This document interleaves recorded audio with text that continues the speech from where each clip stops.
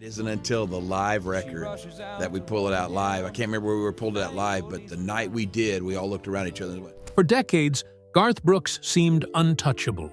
The cowboy hat, the sold-out stadiums, the record-breaking albums, the family man image, it all looked solid. But behind the songs, millions knew by heart, was a private life with more cracks than fans ever saw. There was an early marriage, 3 daughters, a divorce, a second chance with Trisha Yearwood, and years of carefully guarded calm.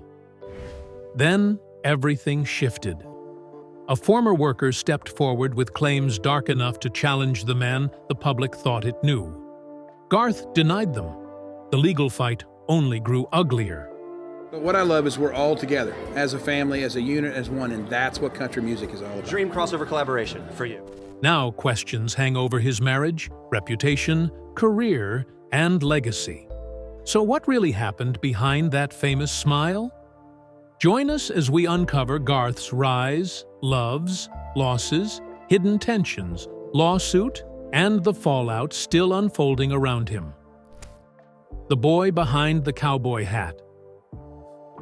Long before the lawsuits, the stadiums, and the marriage headlines, Garth Brooks was the youngest child in a crowded Oklahoma home. Troil Garth Brooks was born on February 7, 1962, in Tulsa. His father, Troil Raymond Brooks Jr., worked as a draftsman for an oil company. His mother, Colleen McElroy Carroll, had already lived a piece of the dream her son would later chase. She was a country singer who recorded for Capitol Records and appeared on Ozark Jubilee. Both parents had been married before, so Garth grew up with 4 older half-siblings, Jim, Jerry, Mike, and Betsy, along with his sister Kelly. At the family home in Yukon, music was part of the week. The family held talent nights, and every child had to take part by singing or performing skits. Garth learned guitar and banjo, but music was not yet his whole identity.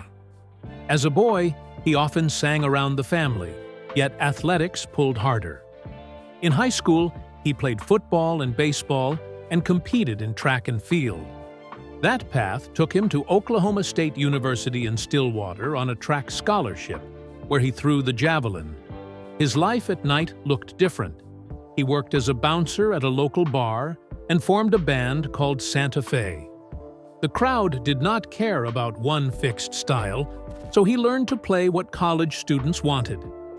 Through his older siblings, he heard many kinds of music.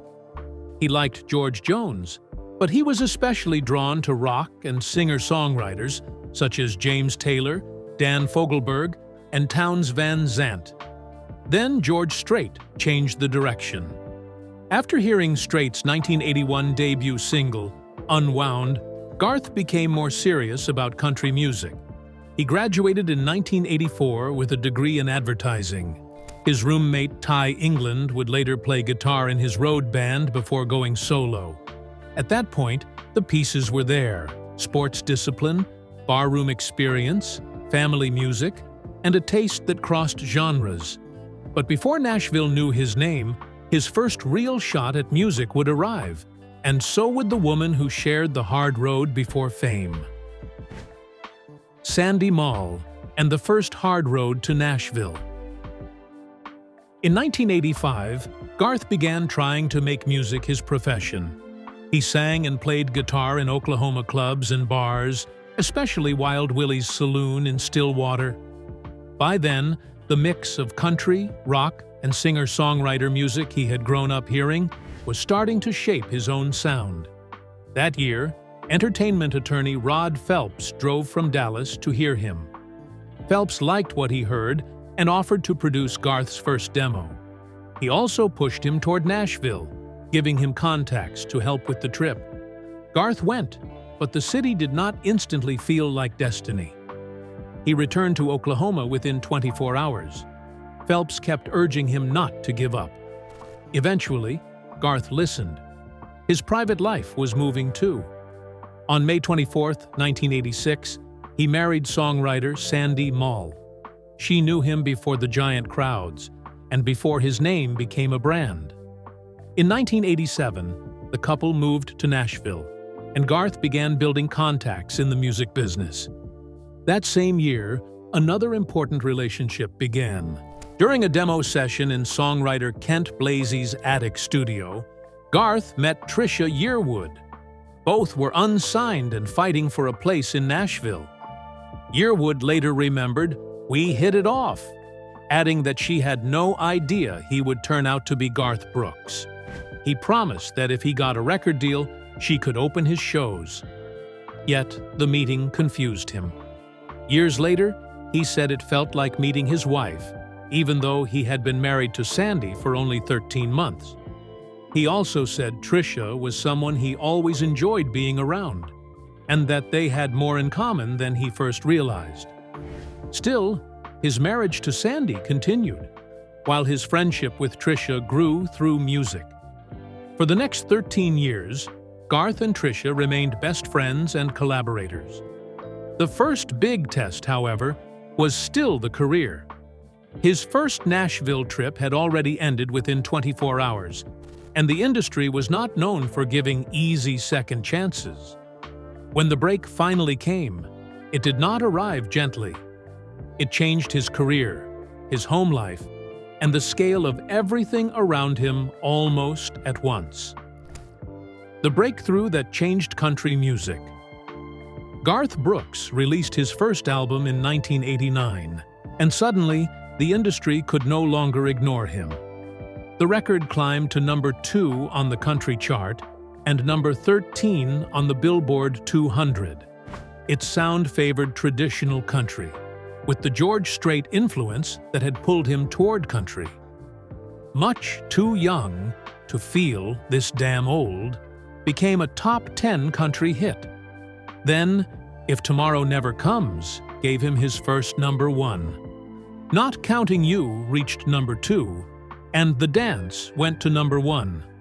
The video for The Dance pushed him toward a broader audience, and he later said it remained his favorite of all his recordings. That year, he went on his first major concert tour as an opening act for Kenny Rogers. 1990 made the rise enormous. No Fences spent 23 weeks at number 1 on the country album chart and reached number 3 on the Billboard 200. It became his highest-selling album, with 18 million domestic shipments. Friends in Low Places became his signature blue-collar anthem. The Thunder Rolls, Unanswered Prayers, and Two of a Kind, Workin' on a Full House, reached number 1. But the songs were only part of it. He carried rock energy into country concerts. A wireless headset microphone let him run across the stage. His love of Billy Joel, Bruce Springsteen, Queen, Freddie Mercury, and Kiss showed in the shows, while he said his stage energy came from Chris Ledoux.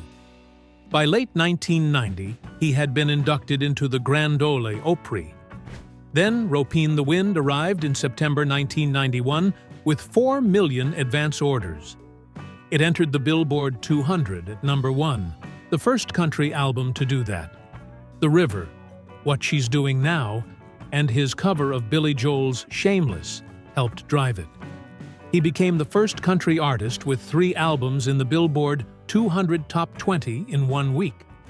NBC filmed his Dallas concerts for television. Fame was no longer coming. It had arrived, and with more eyes on him, his songs, beliefs, and growing friendship with Trisha were moving into the spotlight. A global star, a message of freedom, and Trisha beside him. The early 90s stretched Garth's reach. After the 1992 Los Angeles riots, he co-wrote We Shall Be Free, a gospel country rock blend about tolerance. It became the first single from The Chase. The song reached number 12 on the country singles chart, his first in 3 years to miss the top 10. But it found another meaning. It reached the Christian Songs chart and earned him a 1993 GLAAD Media Award. The lyric about being free to love anyone we choose was read as support of same-sex relationships. His half-sister Betsy, a lesbian musician who had played in his band, gave that issue a personal connection. Garth later credited her with some of the inspiration for his support of same-sex marriage. But in the early 90s, his career was still racing forward. The Chase produced Somewhere Other Than the Night, Learning to Live Again, and the #1 song, That Summer. His 1992 Christmas album, Beyond the Season, became 1992's best-selling Christmas album and reached #2 on the Billboard 200. In Pieces followed in 1993. Garth had criticized stores that sold used CDs because artists lost royalties, and Capitol delayed shipments to some sellers, leading to antitrust lawsuits before the album shipped. Even with that dispute, In Pieces hit #1 on the main and country album charts and sold nearly 10 million copies. His first world tour began in 1993. He sold out British venues, including Wembley Arena, despite hostile press. A radio host called him Garth Vader because of his chart invasion. He took the tour through Europe, Brazil, Australia, and New Zealand. In 1994, he joined his heroes Kiss for a live version of Hard Luck Woman on The Tonight Show with Jay Leno. Trisha Yearwood kept appearing beside him too, trading backing vocals and growing closer through music. But as Garth climbed even higher, another part of his life was starting to feel the pressure. The peak years and the pressure at home. By the middle of the decade, Garth Brooks was operating at a scale few country singers had touched. Fresh Horses arrived in November 1995 and sold more than 3 million copies in 6 months.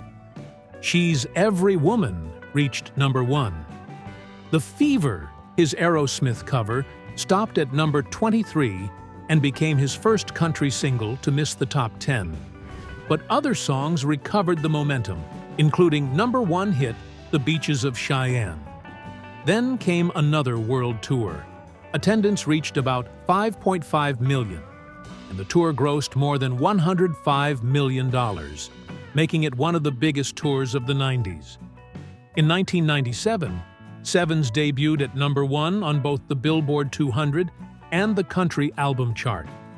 A Capitol dispute delayed the plan, but his Central Park concert went ahead and drew an estimated 980,000 people. The album became his fourth to reach 10 million sales. One track carried personal weight. In Another's Eyes, his duet with Trisha Yearwood reached #2 on the country chart. In February 1998, the pair won a Grammy for Best Country Collaboration with Vocals. Their musical bond was now public. Double Live followed in 1998 and included more work with Trisha. The album reached #1 on both major charts, became the best-selling live album of all time, earned a 25 times platinum certification, and ranked among the most shipped albums in U.S. music history. Yet at home, Garth's life had another rhythm. By 1998, he and Sandy were raising 3 daughters: Taylor, born in 1992, August in 1994, and Allie in 1996. He had named Taylor after James Taylor, one of his musical influences. The success brought a painful conflict. Garth seemed frustrated by the pull between career and family. He had talked about retirement in 1992 and again in 1995, but returned to touring. The public saw records, crowds, and television specials. The private side had a wife who knew him before fame, and 3 daughters growing up while their father crossed the world. By March 1999, Garth and Sandy had separated, and as his marriage was breaking apart, he made the strangest gamble of his career. Chris Gaines, divorce, and the decision to walk away. In 1999, Garth tried to become someone else in public. He created Chris Gaines, a fictional rock musician for a planned film called The Lamb. The soundtrack, Garth Brooks in The Life of Chris Gaines, arrived in September. He appeared as Gaines in a fake Behind the Music special and performed on Saturday Night Live while hosting the episode as himself. The reaction was rough. Many people were confused by one of country's biggest stars presenting himself as a made-up rock singer. The album reached number 2 on the Billboard 200 and sold more than 2 million copies. But that looked weak beside Garth's usual numbers. Stores discounted extra stock. There was one win. Lost in You became Garth's only Billboard Top 40 pop single. In November 1999, he released another holiday album, which became his 10th #1 country album. But the bigger story was off the charts. In 2000, Garth also appeared at the Equality Rocks benefit for gay rights and sang with George Michael, continuing the public support he had shown earlier. That same year, Garth and Sandy announced plans to divorce on October 9th, after separating the year before. They filed on November 6th. On October 26th, days after the divorce announcement, Garth announced his retirement from recording and performing. Capitol marked his sale of 100 million albums in the United States that evening. By February 2001, the Gaines film project had been put on indefinite hold, and Chris Gaines faded. His final album before retirement, Scarecrow, came out in November 2001 and reached #1 on both the Billboard 200 and country chart. The divorce became final on December 17, 2001, ending a marriage that lasted 15 years. Garth said he planned to stay retired until his youngest daughter finished high school. This time, the reason was clear. Fatherhood had become more important than keeping the career moving. But one bond from his old life had survived every rise and fall. After years beside Trisha Yearwood, it was finally about to become something more. From best friends to husband and wife. After the divorce, that long friendship with Trisha Yearwood became a relationship. By June 2002, they were ready to step out publicly as a couple at the Songwriters Hall of Fame ceremony in New York, where Garth received the Howie Richmond Hitmaker Award. In May 2005, he proposed at Buck Owens' Crystal Palace in Bakersfield during an event unveiling bronze statues of country stars. Garth's statue had a wedding band on its left hand. Then came the real question. Trisha said, "All I can say is that I am so happy," and said she would wish that feeling on anyone. That year, Garth also played benefit concerts and released Good Ride Cowboy for his friend Chris Ledoux. A Walmart deal gave the retailer distribution rights to his catalog, and a new limited series box set sold more than 1 million copies within weeks. On December 10, 2005, Garth and Trisha married at a home outside Tulsa. He called it the perfect Christmas gift to each other. A duet with Trisha, Love Will Always Win, later earned a Grammy nomination. Marriage also brought Trisha into his daughters' lives. In 2007, she admitted that she had been really scared at first, but embraced the bonus mom role, saying she fell in love with them and learned why people have children. That same year, the demand for Garth's return was clear. 9 Kansas City shows sold 140,000 tickets in under 2 hours. 5 Los Angeles benefit shows followed for wildfire victims. He had stepped away for family, but the audience had not stepped away from him. The comeback that put the marriage on stage. In 2009, Garth found a way to perform without giving up family life. After appearing at the We Are One celebration for Barack Obama's inauguration, he began a weekend residency at the Wynn in Las Vegas. The schedule let him stay home in Oklahoma during the week and work weekends. Steve Wynn gave him access to a private jet. These were not giant arena productions. Garth performed solo and acoustic, singing his own songs and music by artists who had shaped him. Trisha joined him at times, and the residency ran for 187 shows between 2009 and 2014. In 2010, her cookbook Home Cooking with Trisha Yearwood included some of Garth's creations, including Garth's breakfast bowl, with eggs, cheese, bacon, tortellini, hash browns, and sometimes French fries. Garth joked that he could score big points by preparing food for her, though he could never outcook her. In May 2011, Garth completed his MBA from Oklahoma State and took part in the commencement ceremony. In July 2013, his family grew again when daughter August had his first grandchild. Then came a rough moment. 5 planned Croke Park shows in Dublin drew 400,000 ticket sales, but a licensing conflict meant only 3 could go ahead. Garth refused to perform only 3 after tickets had been sold for 5, so every show was canceled. He expressed remorse. In July 2014, he announced a Sony Music Nashville deal, a new album, a world tour, and digital releases. Man Against Machine followed, while his Ghost Tunes store later closed and his catalog moved to Amazon Music. The larger story was touring with Trisha. Beginning in September 2014, it ran for 3 years, 79 cities, and 390 shows. Garth called himself the luckiest, most blessed guy on the planet and said he was madly in love with her. Their partnership grew. They released Christmas together in 2016. He announced a stadium tour in 2018 and later sang the emotional Stronger Than Me for Trisha at the CMA Awards. During the COVID-19 pandemic, their Facebook Live concert drew an estimated 5.2 million streams and crashed the site several times. A CBS follow-up reached about 5.6 million viewers, and they donated $1 million to relief efforts. Garth released Fun in 2020, sang Amazing Grace at Joe Biden's 2021 inauguration, and received a Kennedy Center honor. In 2022, Colin Baton Rouge excited an LSU crowd enough to register on the university seismograph. Time Traveler followed in 2023, along with his Nashville bar, Friends in Low Places. In August 2024, he proudly watched Trisha receive the ACM Honors Icon Award. Then, within weeks, the public story changed completely.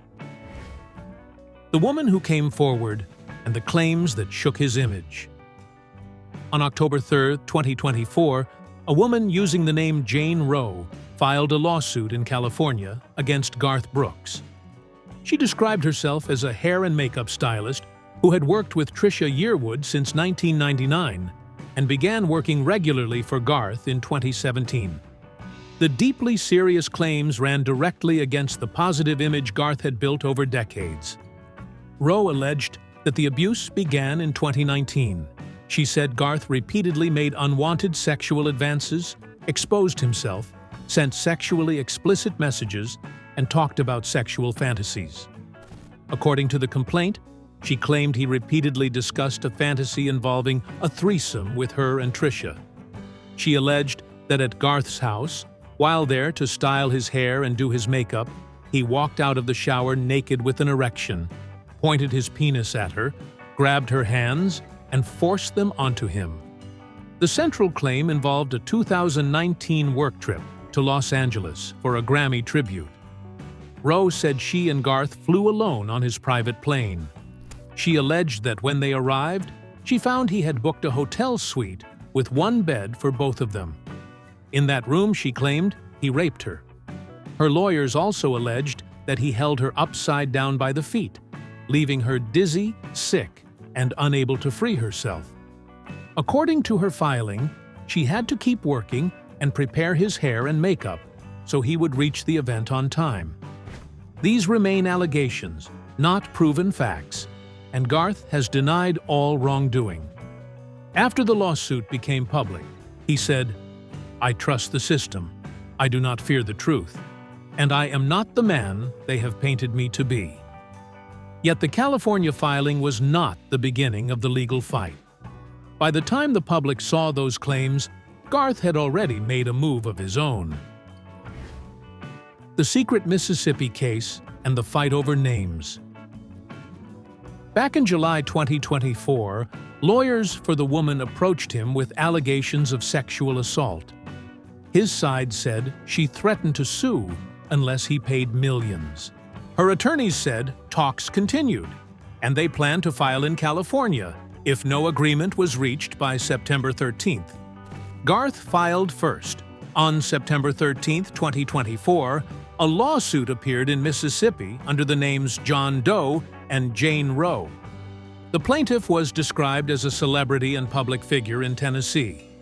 He asked the judge to keep both sides anonymous and declare her claims false. He argued that public disclosure could cause irreparable damage to his reputation. Roe's lawyers said they intended to bring their California case and use his name.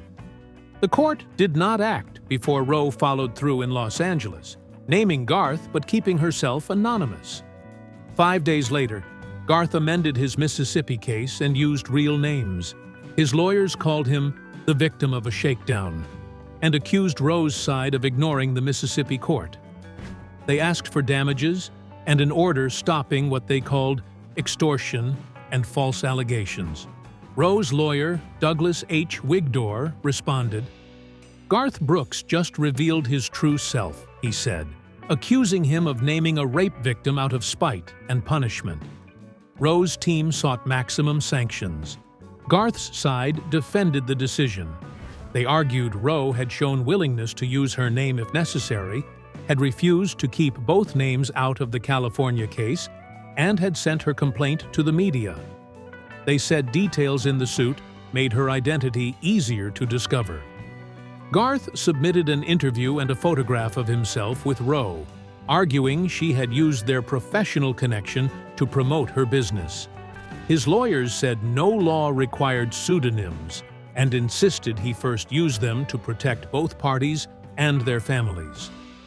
The dispute was no longer only about what allegedly happened in 2019. It was also about who filed first, where the case belonged, whether names should be public, and whether one side was seeking justice or trying to control the other. 2 courts, 2 stories, and a marriage still in public view. In late 2024, even after the accusation became public, Garth spoke about the possibility of buying a home in Ireland with his wife. He said the Queen was pushing hard for it because she had fallen in love with the country after visiting during his shows. By 2025, the fight had split across Mississippi and California, with each side accusing the other of using the system unfairly. Roe argued Garth had filed in Mississippi to interfere with California and work around its anti-slappy protections, meant to guard people against meritless suits that intimidate free speech. Garth's side rejected that view and continued pressing the Mississippi action. He later narrowed his complaint, so it sought damages rather than the earlier mix of claims and declaratory relief. Roe moved to dismiss the Mississippi case and challenge the venue. A Zoom hearing followed in January. On May 1, 2025, U.S. District Judge Henry T. Wingate found her dismissal motion moot. The Mississippi action could keep moving, while the California federal case remained on hold pending developments there. The battle remained unresolved, yet Garth and Trisha kept appearing together. On January 9th, they performed John Lennon's Imagine at Jimmy Carter's funeral in Washington. On March 24th, Garth watched as Trisha received a star on the Hollywood Walk of Fame. He wiped away tears during the speeches. Trisha thanked him, calling him a cheerleader and saying no one wanted her success more. Their public support for each other stood in sharp contrast to the claims inside Roe's lawsuit, especially because the accuser had come from within their professional circle. So the scandal did not produce a simple public collapse. The marriage remained visible. Performances continued. Support between husband and wife remained part of the public image. But every court step kept the allegations attached to his name. Then 2026 brought a setback that threatened to keep the fight alive even longer. the 2026 setback, and the dark cloud that would not lift. In June 2026, a California appellate judge denied his request to speed up an appeal tied to the sexual assault case.